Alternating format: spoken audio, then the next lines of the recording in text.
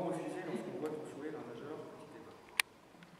Je me rends compte à présent que pour être un bon parrain, il ne suffit pas de dire oui, mais qu'il faut être présent le plus souvent possible, tout simplement. Emma, donc je m'engage à être présent pour toi à chaque grande ou petite étape de ta vie, dans les bons et les moins bons moments. J'essaierai de te guider, de te conseiller du mieux que je pourrai à chaque fois. Les amis, ce que vous avez écrit, vous le donnez aux parents, et puis X, rangement vertical quelque part. Hein. Mais encadré, oui. Chez nous en Alsace, à l'époque, les marraines écrivaient l'engagement et les souhaits sur ce qu'on a appelé en alsacien les Gettelbrief. Ça vous dit rien? Les Gettelbrief, les lettres des marraines. Vous les voyez au musée de Buxwiller. Les Gettelbrief, il y a toute une pièce avec les Gettelbrief qu'on faisait à l'époque. C'est les protestants qui avaient introduit cette manière de faire. C'est très beau. Alors effectivement, c'est écrit, c'est dessiné, c'est comme des enluminures, il y a de la couleur, il y a du dessin, et on l'encadre.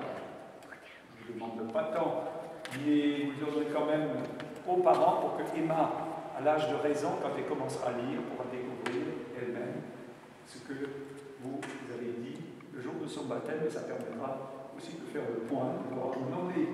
Très bien. Eh bien, merci. Emma, la communauté chrétienne t'accueille avec une grande joie. Et au nom de cette communauté, je te marque de la croix, le signe du Christ, notre Sauveur. Yoriko, ne bouge pas. Voilà. Elle me remercie avec un beau sourire. Vous faites de même. Vous tracez un signe de croix.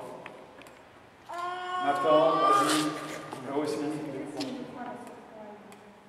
Avec ton pouce ou l'index. Comme ça, voilà.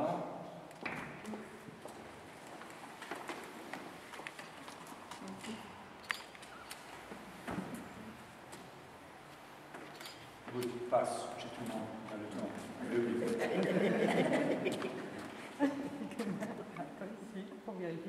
Le signe de la croix apparaît dans l'iconographie, représenter le Christ en croix au IVe siècle, après la conversion de l'empereur Constantin, et après les travaux d'archéologie qui ont été faits à Jérusalem par la mère de Constantin, à savoir Hélène, Sainte Hélène. C'est la mère de Constantin. Elle a trouvé l'emplacement du calvaire et avait érigé la première basilique chrétienne, qui sera détruite et reconstruite par les croisés, et c'est l'actuelle église basilique de la résurrection, du Saint-Sépulcre, résurrection à Jérusalem. Allez. Donc c'est à partir de là qu'on commence à représenter le Christ en croix. La croix non pas comprise comme un instrument de supplice, de mise à mort, mais symbole de la vie donnée par nous. Jésus a donné sa vie par amour pour nous. Et voilà, c'était le premier temps. Par le baptême, on élargit donc le cercle de famille, la dimension de tout un peuple, elle vient d'y être intégrée, elle rentre. Ce peuple, c'est le peuple de Dieu. Parmi tous les peuples de la terre, et à l'époque, on en connaissait, quand les textes ont été écrits il y a 2000 ans, les Juifs disaient qu'il y a 72 nations sous le soleil. Alors parmi ces 72 nations, il y a une qui a été choisie, le peuple juif, qui donnera le peuple chrétien. Enfin, il y a les juifs, il y a les chrétiens, nous sommes des judéo-chrétiens. C'est un peuple à qui Dieu s'est révélé. Il lui a parlé, ce Dieu a dit qui il était et qui nous étions pour lui. Et c'est surtout Jésus de Nazareth, il y a 2000 ans, qui a proclamé cette bonne nouvelle en disant que Dieu était un Père, que nous sommes ses enfants, que nous sommes créés, faits pour le bonheur. Pour cela, nous avons un corps, un cœur, un esprit pour nous révéler, nous épanouir. Voilà, grosso modo, ce que Jésus nous a révélé. Tout cela est consigné dans un livre qu'on appelle la Bible, du grec biblos, bibliothèque, livre. C'est simplement livre. Parmi plusieurs textes, vous en avez choisi un, le biblique, que la mamie va nous lire. Nous écoutons. On présentait à Jésus des enfants pour le lui faire toucher Mais les disciples les écartaient vivement.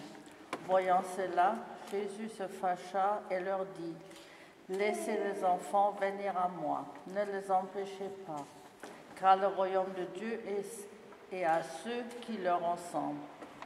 Amen, je vous l'ai dit.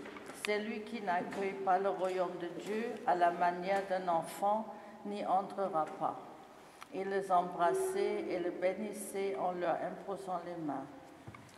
Marc 10, 13 à 16. Marc chapitre 10, verset 13 à 16, l'évangile de Saint Marc. Cet évangile, bonne nouvelle, une parole qui est bonne pour nous. Nous l'acclamons, cet évangile, en chantant Alléluia. Alléluia, Alléluia, Alléluia, Alléluia, Alléluia, Alléluia, Alléluia.